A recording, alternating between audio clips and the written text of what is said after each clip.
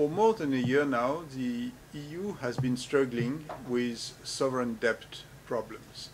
It all started with Greece at the beginning of 2010, and then went on with Ireland especially, but also with other countries which are not under an assistance scheme, but which are under the spotlight with market worries about their solvency and therefore which are facing difficulties borrowing on markets, on financial markets. The EU has responded to the situation with a series of initiatives, but mostly on a case-by-case, country-by-country, item-by-item basis. And for some time now, there have been talks about a comprehensive solution. I'm joined now by my colleagues Zsolt Darvas and André Sapir, who co-authored the first paper with me. And so I'm going to ask first Zsolt. Zsolt, is Greece bankrupt? The Greek government has already started to implement a very significant fiscal consolidation program, and they would like to reach a 6% of GDP primary surplus. What is the primary surplus? Primary surplus is the general government balance, so revenues minus expenditures, but excluding the interest payments. Now, we have looked at whether the 6% primary surplus will be sufficient to safeguard sustainability. And in order to do this assessment, we made some assumptions using market estimates on GDP growth, also some assumptions on future interest rate developments, and also on the possible banking sector needs for government funding.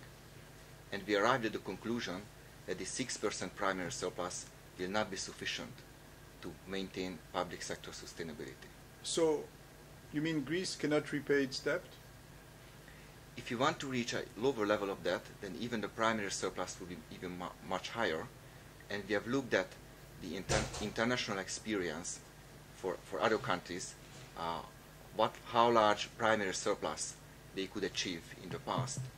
And we concluded that it was very rare that countries could maintain even a 6% surplus for many years. And what about the other countries, Portugal, Spain, and first of all, Ireland? Portugal and Spain are in a much better shape, partly because they have much lower debt. And we have looked at also the possible implication of banking system losses, and we generally arrived to the conclusion that Portugal and Spain is sustainable. This is also true for Ireland, even though the possible losses from the banking system that may require public funding is still uncertain. But on the other hand, the Irish economy is much more competitive than the other three Mediterranean countries. So if creditors have to take a loss, this means banks, right? And so this adds to the problems already existing in the banking sector. Well, remember that the crisis, when it started 3 years ago, was a financial crisis. And it's the banks that were hit first throughout Europe, also in the United States. So when the sovereign debt crisis started about a year ago, banks in many countries were already fairly weak.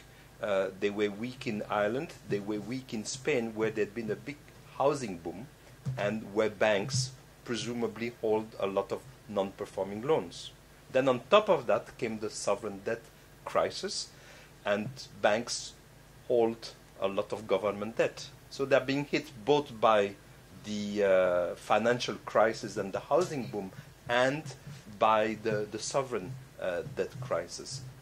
But how can we know exactly what the situation in the banking sector? We had hoped in July of last year that we would have learned a lot about the true situation of the banks when a European stress test was conducted. Unfortunately, that stress test proved to be not very credible, and now a new stress test is being conducted. But the fear is still out there that, you know, maybe we will still not know everything.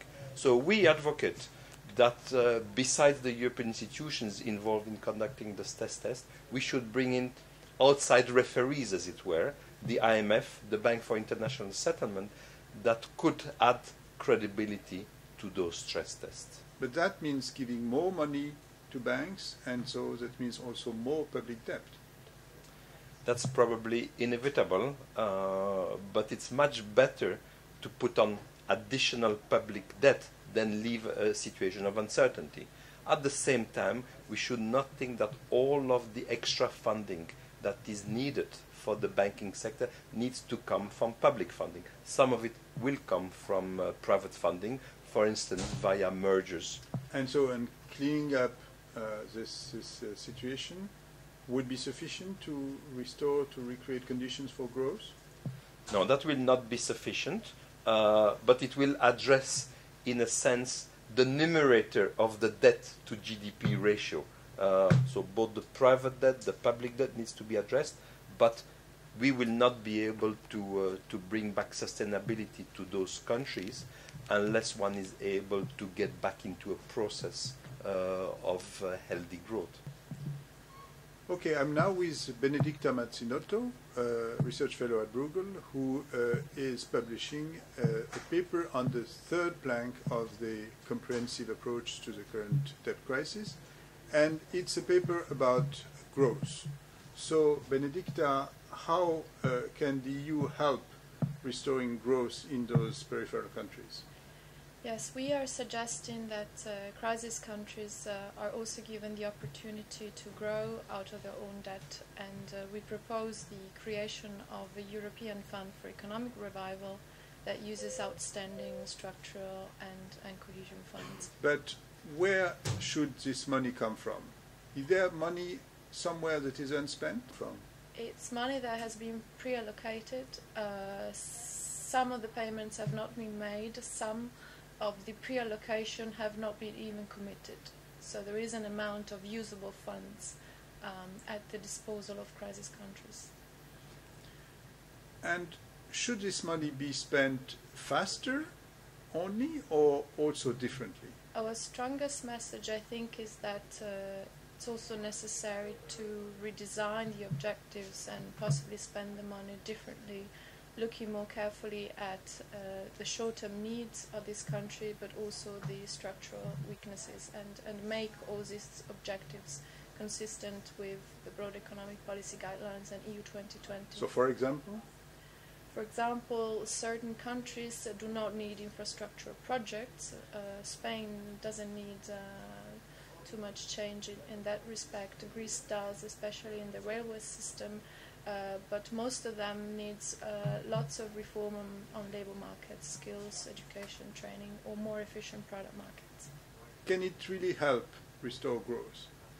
I think it will counterbalance the contractionary impact of fiscal adjustment. All these countries are under strict conditionality. They have to go through ambitious fiscal adjustment. So it's a way to support growth in the process of adjusting the fiscal house.